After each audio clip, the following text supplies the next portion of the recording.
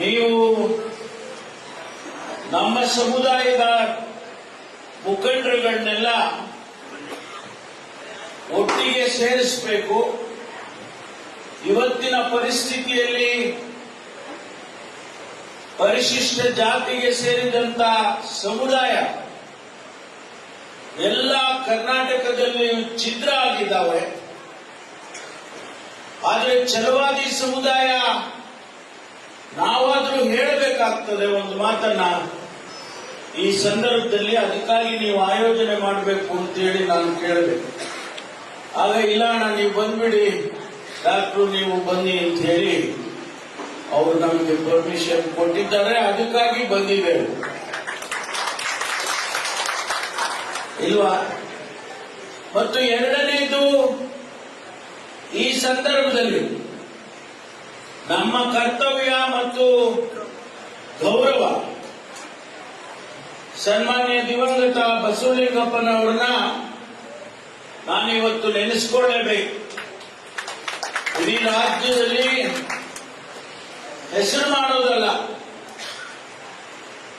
ಈ ರಾಜ್ಯದಲ್ಲಿ ಗೌರವವನ್ನು ಸಂಪಾದನೆ ಮಾಡಿ ನಮ್ಮೆಲ್ಲರಿಗೂ ಕೊಟ್ಟಂತ ಬಸವಲಿಂಗಪ್ಪನವರು ಮತ್ತು ಅವರ ಜೊತೆಯಾಗಿ ದಿವಂಗತ ರಂಗನಾಥ್ ಅವರು ನಮಗೆ ಎರಡು ಕಣ್ಣುಗಳ ರೀತಿಯಲ್ಲಿ ಆ ಸಂದರ್ಭದಲ್ಲಿ ಹೋರಾಟ ಮಾಡಿ, ಅವತ್ಯಾವ ಲೆಫ್ಟು ಇಲ್ಲ ರೈಟು ಇಲ್ಲ, ಒಂದೇ ಪರಿಶಿಷ್ಟ ಜಾತಿಗೆ ಸೇರಿದಂತ ಸಮುದಾಯಗಳಿಗೆ ಒಂದು ಧೈರ್ಯವನ್ನ ತಂದುಕೊಟ್ಟಿದ್ದು ಯಾರಾದರೂ ಇದ್ರೆ ಅದು ಬಸವಲಿಂಗಪ್ಪನವರು, ರಂಗನಾಥ್ ಅವರು. ಅದು ಈ ಭಾಗದವರು ಅಂತ ಹೇಳಿ, ಮಧ್ಯ ಕರ್ನಾಟಕ ಅಂತ ಹೇಳಿ ನೀವೇನು ಹೇಳಿದ್ರಿ, ನಮ್ಗೆ ಲೀಡರ್ಶಿಪ್ ಹೋಗ್ಬಿಟ್ಟಿದೆ ಅಂತ. ಲೀಡರ್ಶಿಪ್ ತಗೋಬೇಕು. ಲೀಡರ್ಶಿಪ್ ಸುಮ್ಮನೆ ಹೆಂಗ ಸರ್ಟಿಫಿಕೇಟ್ ಕೊಡೋದಿಲ್ಲ, ಈಗ ಕೊಟ್ರಲ್ಲ ಆಗ್ಲಿ.